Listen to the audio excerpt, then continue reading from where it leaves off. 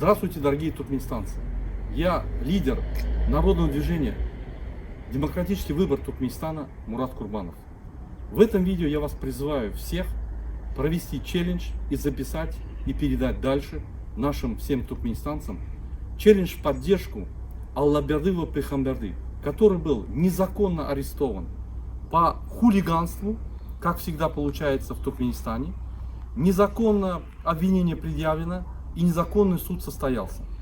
Этот суд был закрытый, скрытый, не соблюдая никакие процессуальные уголовные кодексы, не соблюдая никакие процессуальные судебные кодексы и законы, без адвоката судили Аллабердыева Пейхамберды. Встанем все на защиту Аллабердыева Пейхамберды, свободу Аллабердыева Пейхамберды, свободу Туркменистана. Спасибо.